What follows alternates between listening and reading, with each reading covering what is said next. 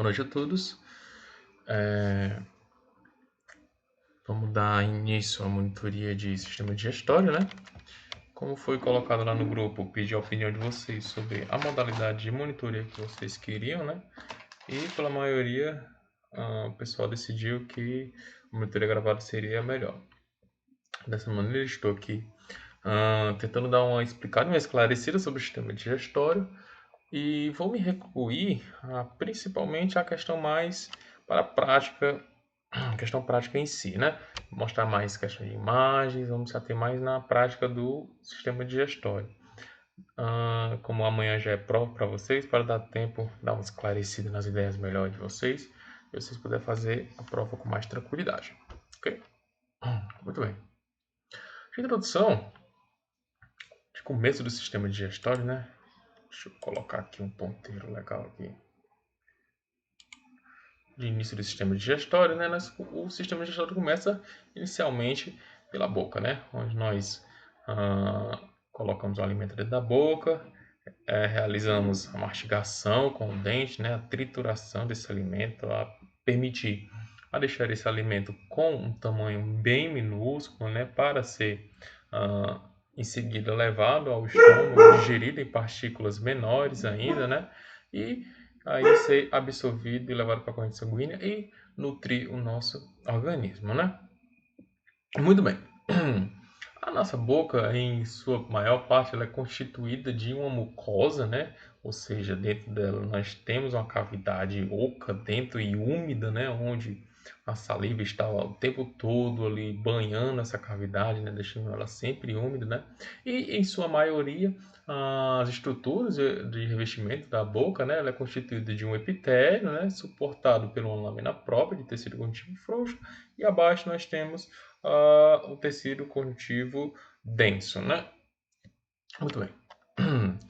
De início do desenvolvimento da boca, o tecido conjuntivo da região da cavidade oral, ela é desenvolvido pelas células da crista neural, né? Que vão formar o ectomesênquima, né? E desse ectomesênquima ele vai participar, porque ele vai atuar como um tecido conjuntivo, né? Dessa forma, chamado de ectomesênquima. E o epitélio oral, que é originado do folheto embrionário ectoderma, né? O ectoderma vai atuar e vai originar o revestimento, o epitélio em si, propriamente dito, né? Na região da boca. Muito bem. Do epitélio oral, nós temos o epitélio, que pode ser ortokeratinizado e paraqueratinizado, que a gente vai explicar isso mais à frente, mas você sabe da característica normal, como o professor falou, que o epitélio ele é estratificado. E dessa estratificação, nós temos várias camadas que vão classificar e dar um entendimento melhor sobre esse epitélio, né? E de início no epitélio oral, a gente vai falar da base aqui do epitélio, né? Das células que estão em contato com o tecido conjuntivo. Essas células que estão aqui em contato com o tecido conjuntivo, que formam um extrato, é chamado de extrato basal ou porção germinativa, né? Esse extrato basal dessas células que podem ser cúbicas ou colunares aqui, de acordo com a região que você pode ver, né? Elas são responsáveis pela intensa proliferação e a intensa atividade mitótica dessas células de se replicarem, né? Em virtude de quê? De que o epitélio oral ele é um epitélio descamativo, né? Ou seja, as porções mais superficiais vão se descamando do epitélio e vão se soltando aos poucos. Dessa maneira, esse epitélio ele tem que automaticamente ser renovado. E essa renovação ela é permitida pelas células da camada basal, né, do extrato basal, da porção germinativa, que vão ao tempo todo ficar replicando células e assim vai garantindo a manutenção desse epitélio, né? Acima da porção germinativa, nós temos o extrato espinhoso, né? O extrato espinhoso ele é responsável por 3 a 8 camadas de células, vocês podem ver. E uma da característica especial desse extrato espinhoso é que eles possuem células poliédricas e essas células do extrato espinhoso elas têm bastantes processos digitiformes e e desmossomos. Esses desmossomos que servem para aderir umas células à outra, né? No processamento histológico, o que que acontece? A célula no processamento histológico ela retrai um pouco, né? E quando você vê como se fossem pequenos espinhozinhos, né? Esses espinhozinhos entre uma célula e outra, né? Dessa forma é chamada de estrato espinhoso porque são várias ligações desmossômicas que nelas tem e visualmente no microscópio você consegue ver essas ligações desmossômicas, né? Dessa maneira é chamado de extrato espinhoso. Outro extrato é o extrato granuloso. Esse extrato granuloso, como você pode ver no citoplasma da célula, há a repleta quantidade de grânulos citoplasmáticos, né? De coloração bem basofílica. Essa alta quantidade de grânulos ela é responsável pela formação dos grânulos de querato e alina. Ela tem uma espessura de 3 a 6 camadas de célula, dependendo da localização do epitélio. E nesses grânulos tem muitos conteúdos lipídicos, glicoproteínas e enzimas lisossomais que são precursores da formação da proteína da queratina, que acima será se formar. E, por finalizar, nós temos o extrato córneo, né? O extrato córneo, o que acontece? A célula no estado granuloso ela vai começar a progredir para cima e o que acontece? Ela vai ativar uma morte programada celular, né? Que é a apoptose, né? Dessa morte programada, o que vai acontecer? Vai começar a se formar os filamentos de queratina, né? Já aqueles grânulos vão começar a se organizar e formarão os filamentos de queratina, né? As estruturas as estruturas citoplasmáticas, como as organelas das células, elas vão se degenerar, né? E assim vai dar espaço à proteína da queratina, ok? Muito bem. Como eu havia falado um pouco antes, que a gente ia explicar, nós temos o epitélio oral paraqueratinizado e o ortoqueratinizado. Vamos explicar primeiro o epitélio oral paraqueratinizado. Esses dois tipos de epitélio, eles têm queratina na sua porção mais superficial do epitélio. Entretanto, o que diferencia um do outro? O epitélio paraqueratinizado, na sua porção mais superficial, no extrato córneo, o que acontece? O núcleo das células ainda é visível, ou seja, quando o núcleo da célula é visível no extrato córneo da camada de queratina, esse epitélio ele é classificado como paraqueratinizado. Nessa imagem à esquerda aqui, você consegue ver que os núcleos estão aqui no extrato córneo, mas mais para cima eles já desaparecem, né? Quando no extrato córneo o núcleo da célula não é visível, nós podemos dizer que é um epitélio ortoqueratinizado. E o outro tipo de epitélio oral que nós temos na boca é o epitélio não queratinizado, onde o que acontece? Há duas diferenças. Enquanto no epitélio oral nós tínhamos o extrato granuloso e o córneo, a única diferença no epitélio não queratinizado é que ele vai mudar dois estados diferentes, que é o intermediário, que está acima do espinhoso, e o superficial, que está acima do intermediário. Ou seja, não há aquela constituição de grânulos ali, nem aquela camada de queratina, porque ele não é queratinizado. Apenas há a camada de células aqui do epitélio que estão divididas em dois estratos a mais. Ok? Muito bem. A mucosa de revestimento, ela é a mucosa que praticamente quase está na maioria da nossa região oral, né? O que vai constituir a mucosa labial, a mucosa jugal, que é da bochecha, a mucosa alveolar, palato mole, assoalho da boca, porção ventral da língua. Essa mucosa de revestimento, ela é caracterizada por um epitélio não queratinizado, como você pode ver aqui nessa imagem, né? Você vê aqui a camada germinativa, abaixo, estrato pioso acima, estrato intermediário e o superficial, e não dá para ver camada de queratina. Logo, é um epitélio oral não queratinizado. E como um fato curioso de você ver, quando você vê no seu lábio aqui, você puxa para fora, né, e consegue ver no espelho, você consegue ver pequenos vasos sanguíneos, né? Isso porque o epitélio é tão fino e não queratinizado que permite visualizar as estruturas que estão no tecido conectivo. Bem interessante isso. Um fato curioso que eu coloquei aqui, bem interessante de se observar, é a fase de transição da pele para a mucosa labial, que está evidenciada no lábio, né? Esse aqui é uma lâmina do lábio, né? No lábio da boca. E quando você pode ver que nós temos a epiderme, né? A epiderme aqui, você pode ver para o epitélio. de revestimento queratinizado, né, como na pele normal, e nós podemos presenciar uma transição entre eles aqui, ó, de um epitélio queratinizado para um epitélio oral não queratinizado. Como você pode ver, ó, o momento de transição chegou nessa parte aqui, em que terminou aquele processo de epitélio queratinizado, né, e já vai passar para um epitélio não queratinizado. Okay? E os demais estruturas da pele, né, você consegue ainda ver que todos os dois tecidos são suportados por um tecido conjuntivo, que é a lâmina própria, né? E abaixo você ainda consegue ver tecido muscular, né? Que você tem a mobilidade voluntária do seu lábio, né? Muito bem. Outro tipo de mucosa, nós temos a mucosa mastigatória. A mucosa mastigatória, ela está presente principalmente na mucosa gengival, né? E no palato duro, né? Essa mucosa mastigatória, ela possui um epitélio queratinizado, ou seja, tem queratina, por isso que é mais rugoso, é mais, como podemos dizer, mais resistente a trações, a mastigação, ou seja, você não consegue ferir esse epitélio facilmente, né?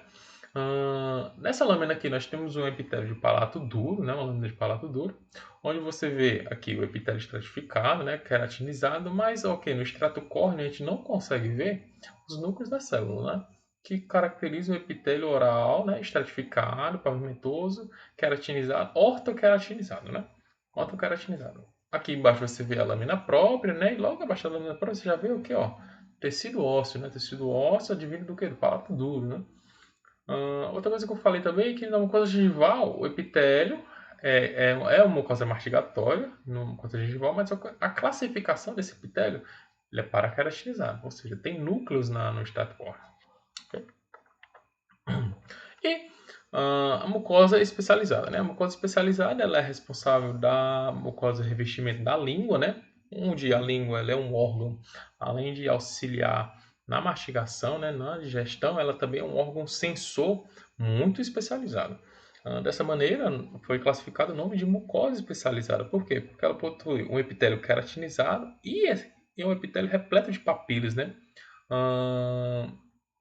Onde os dois terços anteriores dessa língua é presenciado, como nessa região aqui, da mucosa especializada. Dando um estudo mais enfoque nas papilas da língua, né, nós temos a primeira, que é a papila filiforme. Né? A papila filiforme, eu costumo associar ela que ela tem um formato de barbatana de tubarão, né? Como você vê aquela parte de cima da barbatana do tubarão, né? Ela se assemelha bastante, ou você pode também semelhar uma folha também, por isso que o seu nome filiforme, né? A forma de folha, né? Como foi uma alusão, né? Ela ocupa totalmente o dorso da língua, é a papila mais presente no dorso da língua, né?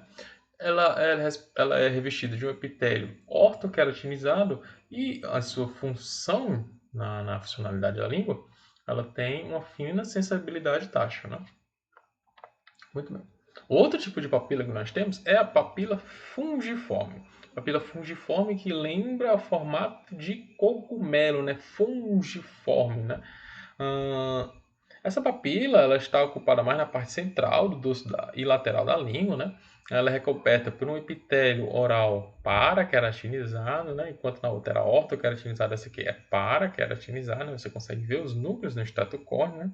E né, nessa papila fusiforme nós temos a presença de uma estrutura específica, que são os botões gustativos, né?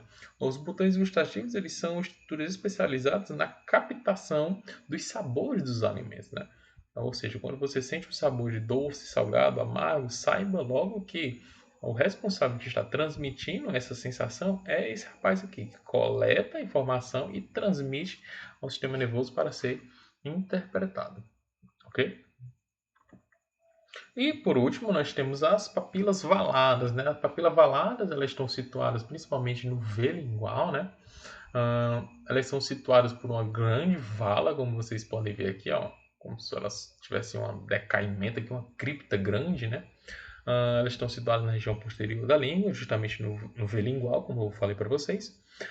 E elas são repletas de botões gustativos nas suas paredes laterais. Isso é a especialização das papilas valadas, ou também chamadas de papilas circunvaladas. Okay?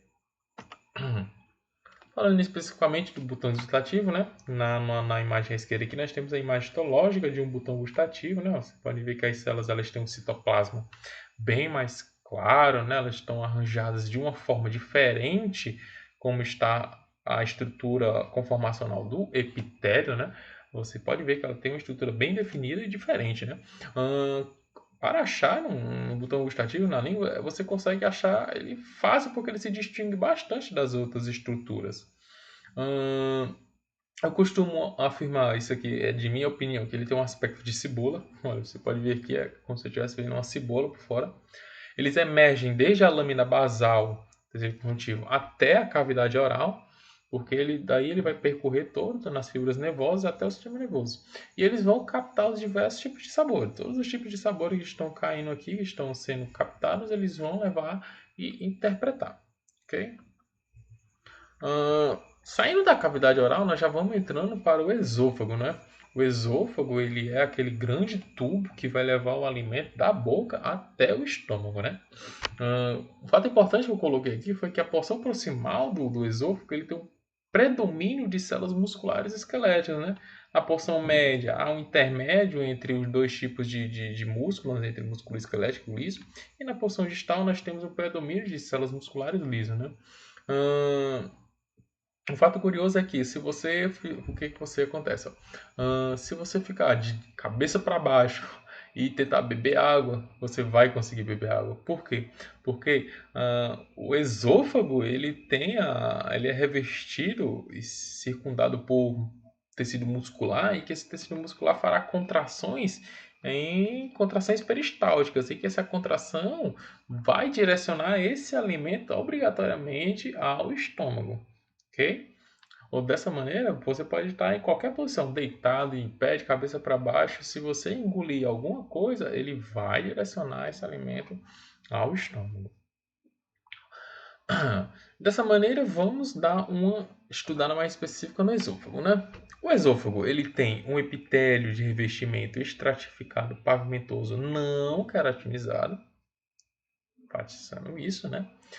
Abaixo desse epitélio nós temos a camada submucosa, né, que é constituída pela lâmina própria, né, de tecido conjuntivo, e abaixo dessa lâmina própria nós temos uma camada submucosa. Essa camada submucosa, deixa eu pegar uma lâmina aqui no histologigade, ver se eu consigo mostrar para vocês. Vou demorar um pouquinho aqui. Aqui.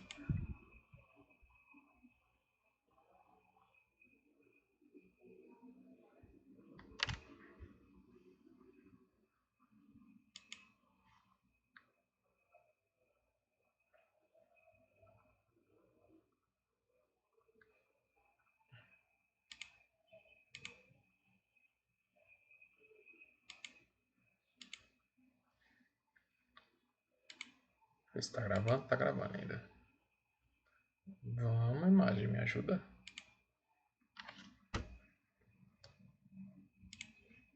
Vamos lá. Como eu mostrei para vocês, esse aqui é um corte longitudinal, né? Naquele que a gente estava na imagem. Era um corte transversal, esse aqui é um corte longitudinal. Dá para ver o epitélio aqui, né? Não queratinizado, né? A lâmina própria aqui, né? Olha isso. Aqui, ó, lâmina própria de tecido conjuntivo. Outra camada que é bastante importante ressaltar é uma camada chamada de muscular da mucosa, em que a mucosa, que é compreendida pelo epitélio mais lâmina própria, na lâmina própria nós temos aqui uma camada de tecido muscular. Você pode ver aqui o epitélio, lâmina própria, o tecido conjuntivo, ó, e abaixo deles aqui ó, você consegue ver ó, fibras de tecido muscular. Esse é chamado de muscular da mucosa, né? Ó. E logo abaixo dessa muscular da mucosa, nós temos a camada submucosa, né? Onde a submucosa vai haver tanto tecido conjuntivo, vaso sanguíneo, como também a presença de glândulas, ó. Vocês conseguem ver aqui, ó, glândulas aqui, ó, mucosas, né, ó, em que vão deixar a cavidade do esôfago úmida. Vocês podem ver aqui, ó, a estrutura aqui secretora, né, e vocês podem ver até um ducto aqui da glândula, né. Logo abaixo da camada submucosa, nós temos as camadas musculares, né? Nós temos as musculares circular interna e a muscular longitudinal externa, né? Agora, a diferença desses dois tipos de camadas musculares é que uma está circundando, o esôfago, né? Com como se fosse um anel que quando se contrai se fechasse a luz do esôfago, né? E a outra longitudinal, ao longo eixo do esôfago, né? Na maneira que ela vai se contrair, em vez dela constringir, fechar a luz do esôfago, ela não, ela vai fazer encurtar de tamanho o esôfago, entende? Dessa maneira, nós temos a camada muscular circular interna e a muscular longitudinal externa. E para revestir todo esse esôfago, nós temos a camada adventícia, né, que é constituída por um tecido conjuntivo que reveste todo esse esôfago. Espero que tenha dado uma esclarecida sobre o esôfago aqui. Como vocês podem ver, ó, tá aqui ó, a camada, o epitélio, né, submucosa, que aqui não tem a muscular da mucosa aqui para ver, né, e não tem também a submucosa nessa porção. Em algumas porções aqui não dá para ver a submucosa e nem a muscular da mucosa, mas vocês conseguem ver ó, a camada circular interna e a longitudinal externa. Aqui também nós temos outro exemplo, ó, que é o epitélio oral, né? A mucosa aqui, a lâmina própria, né? Aqui nós temos a muscular da mucosa, que já dá para ver a muscular da mucosa circundada completamente aqui, a muscular da mucosa, nessa região aqui. Nós temos a submucosa, né? Não dá para ver ainda nenhuma glândula aqui, né? E nós temos a muscular longitudinal externa e a muscular circular interna. Ok?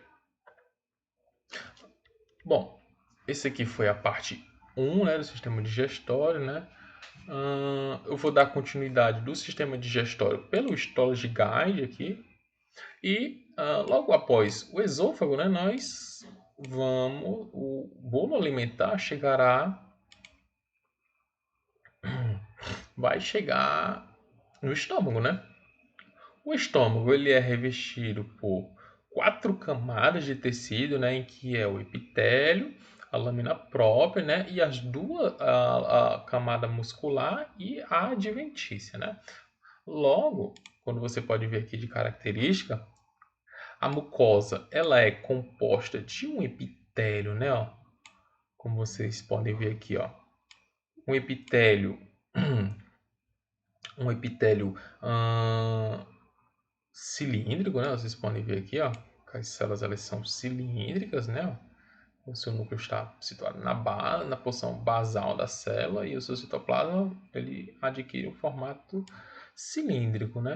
Onde está aqui? Estão repletas de glândulas gástricas, né? Que essas glândulas gástricas vão secretar HCl, algumas glândulas estão responsáveis pela produção de muco, né?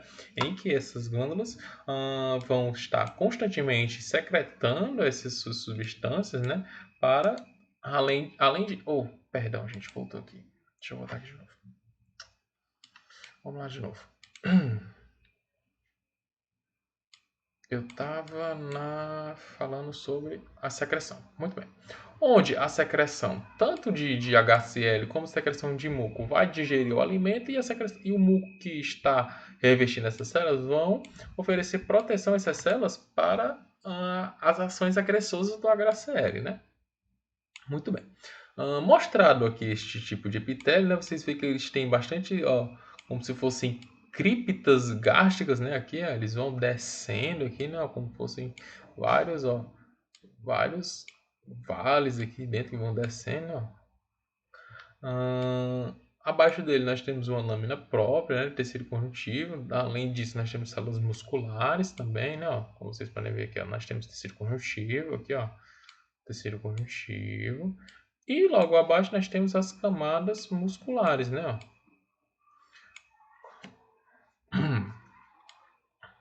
Células musculares lisas, refrisando bem, né? E nós temos 3 tipos de camadas musculares, né? Que é uma camada muscular oblíqua, né? No estômago, camada muscular... Vamos separar por camadas. A camada mais interna é uma camada mais oblíqua, né, de fibras oblíquas. A camada do meio é uma camada circular e a camada externa ela é uma camada de fibras musculares longitudinais, né? E revestindo todo esse órgão, nós temos a camada adventícia, né? Que é o tecido conjuntivo que reveste o órgão em toda a sua extensão, ok?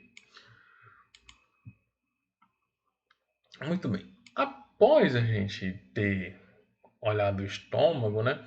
Ah, esse alimento, depois de ter sido inicialmente digerido, né? E ter sofrido mais ainda trituração, ainda diminuição do seu tamanho, né? Para tamanhos microscópicos, né? Para ser absorvido no nosso organismo. O intestino, ele é o cara responsável já, além de digerir ainda mais o alimento, né? Ele vai ser o responsável por absorção dos nutrientes, né? Aí dessa maneira nós temos o intestino delgado e o intestino grosso, né? O intestino delgado ele se divide em três porções, né? Que é o duodeno, jejunum e o íleo. Começando pelo duodeno, né? O duodeno na sua mucosa, vocês estão vendo aqui na visão macroscópica, né? Vocês podem ver que a porção absortiva está mais situada aqui para dentro, a luz do duodeno, né? E a porção aqui mais em rosa, aqui mais escuro, né? Isso aqui é a camada muscular que circula todo o intestino. Como a gente já dá uma aproximada aqui, nós vemos algumas estruturas, né? Principalmente, vamos classificar primeiro esse tipo de epitélio, que é um epitélio cilíndrico, né?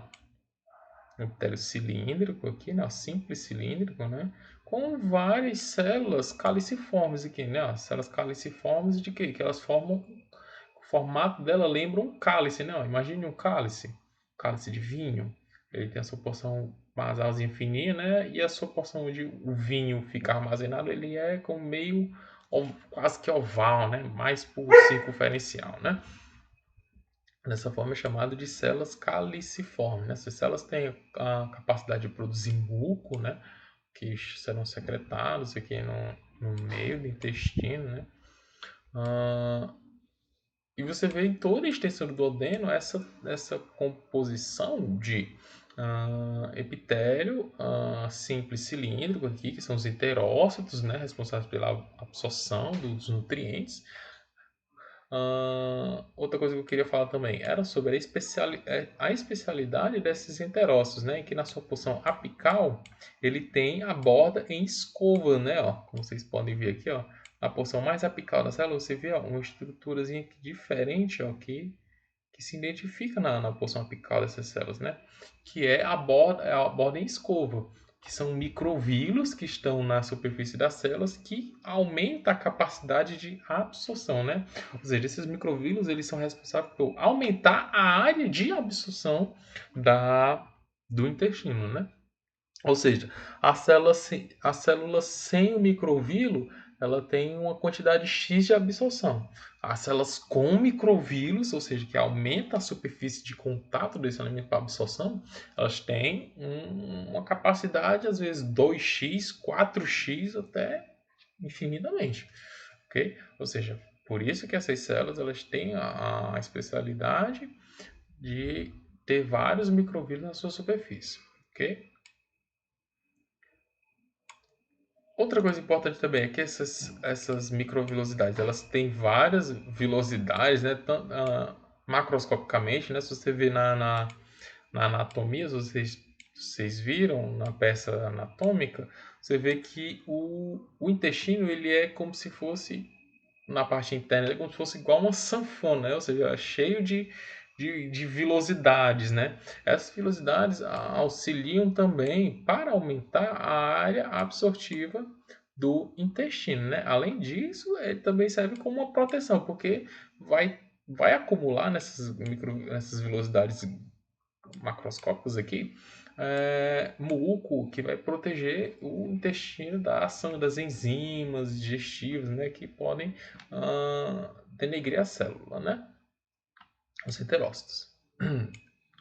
Outra coisa também que eu queria falar era sobre as glândulas de Brunner, né? que estão abaixo aqui, ó. Vocês podem ver os enterócitos aqui, né? Logo abaixo aqui na camada submucosa aqui, ó, vocês podem ver aqui, ó, nós temos as glândulas de Brunner, né? Olha aqui, ó, umas glândulas que secretam uma substância mucosa alcalina, né? Ó. Vocês podem ver aqui, ó, espalhada ao longo do intestino, né? Logo abaixo nós temos a lâmina própria aqui, né, com o tecido conjuntivo e nós temos a camada muscular, né? Ó. Vocês têm aqui, ó, muscular circular interna e muscular longitudinal externa, ok? E revestindo o órgão em si, nós temos a adventícia.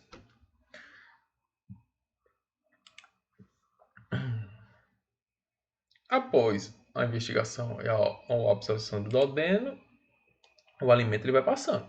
E aí ele chega no jejum. O jejum ele tem a capacidade também bem absorção, ele é mais focado em absorver os nutrientes do que digerir. E se você ver, a sua conformação ela não é diferente do duodeno, né? Vocês podem ver que ainda o epitélio ele ainda é revestido por uma camada simples de células cilíndricas, né? Com a borda em escova, associada também com células caliciformes, né?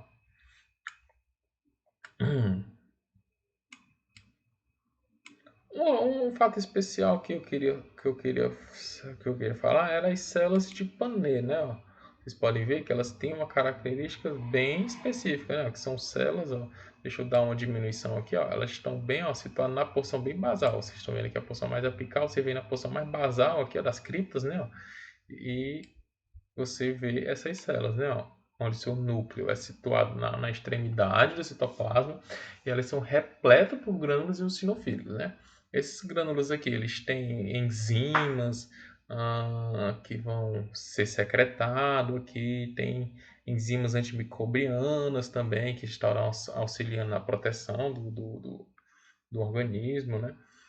E essa é uma característica bem especial dessa célula, né? Vista microscopicamente, né? Vocês conseguem diferenciar de qualquer outra célula aqui da região. Ademais, nós temos a mesma estrutura, né? A camada submucosa, tecido conjuntivo, muscular circular interna e a muscular longitudinal externa.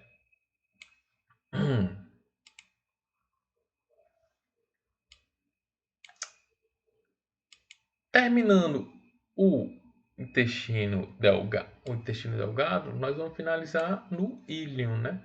O íleon ele já é a porção final ali da porção absortiva de nutrientes do intestino delgado, né?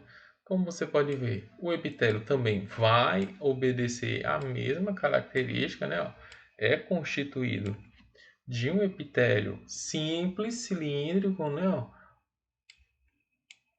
com borda em escova e várias células caliciformes aqui, né? Nós temos aquelas criptas grandes, né? As vilosidades, né? Gastrointestinais, né? Vocês podem observar. Nós temos também a lâmina própria, que é o tecido conjuntivo, que vai abrigar aqui. Ó. Vocês podem ver que o tecido conjuntivo está bem esparso aqui, né? Tecido conjuntivo, vaso sanguíneo. Vocês podem ver que há muitos vasos sanguíneos por aqui. Por que há muitos vasos sanguíneos? Porque esses vasos sanguíneos é responsável por coletar o nutriente, né? O nutriente que é absorvido vai ser levado aos vasos sanguíneos, o vaso sanguíneo vai levar para o fígado, que vai ser processado e daí direcionado às células do organismo, né? Abaixo da lâmina própria do tecido conjuntivo nós temos as camadas musculares longitudinal externa e a circular interna, ok? E a adventícia por finalizar.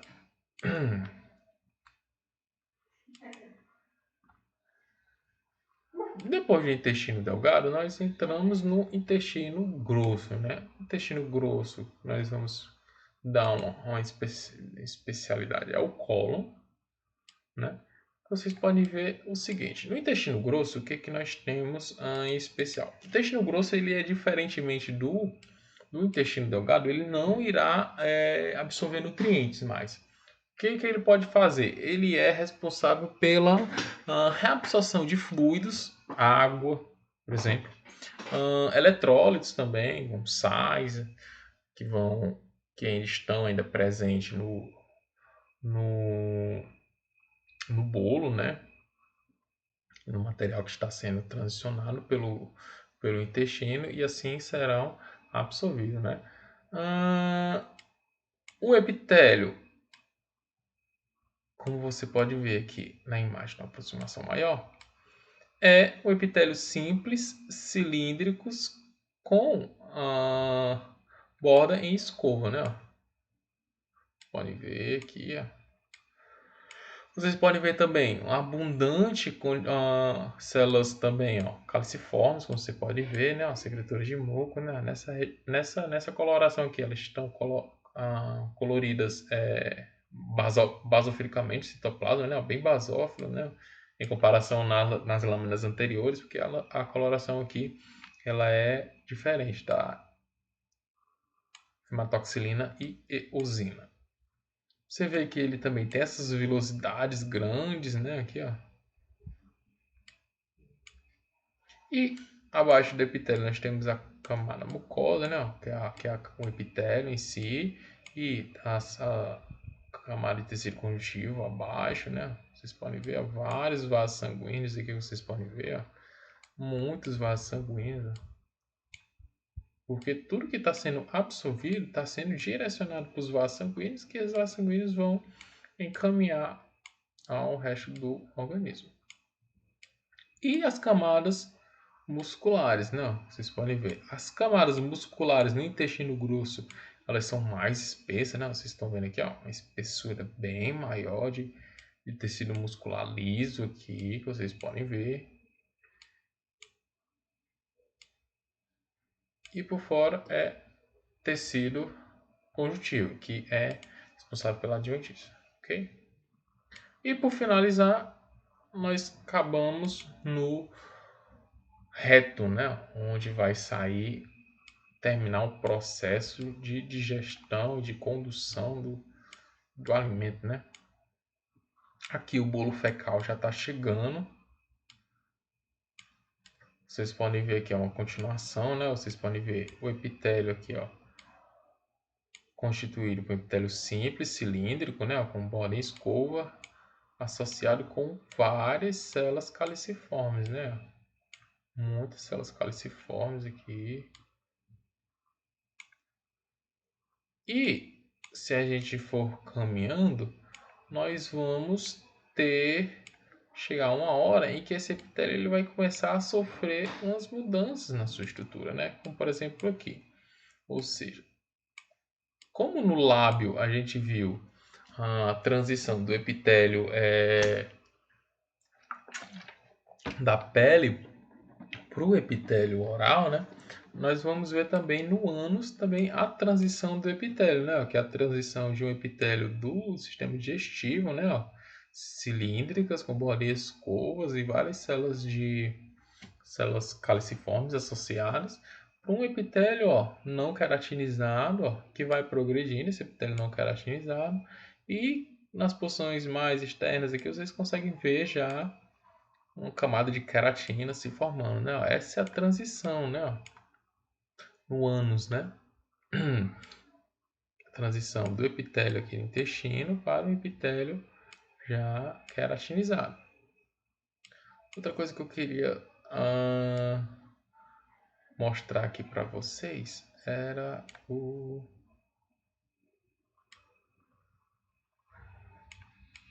esfíncter anal, né? Pronto, aqui, ó. Vocês podem ver aqui, ó, que nós temos o epitélio acima, né? Uma camada de lâmina própria aqui, né? Que é tecido conjuntivo. E logo aqui abaixo nós temos essa camadazinha de músculo aqui, ó. Vocês estão vendo essa camada grande de músculo? Esse aqui é o esfíncter anal, né? O esfíncter anal que é responsável pela fechada, ou pela contração que fecha, né? A luz do ânus, né? Ó. Vai deixar totalmente ocluído, né? Não permite a passagem de nada ali. Opa, voltei. Perdão.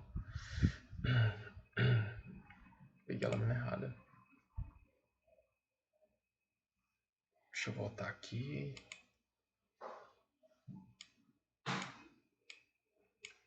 Aqui.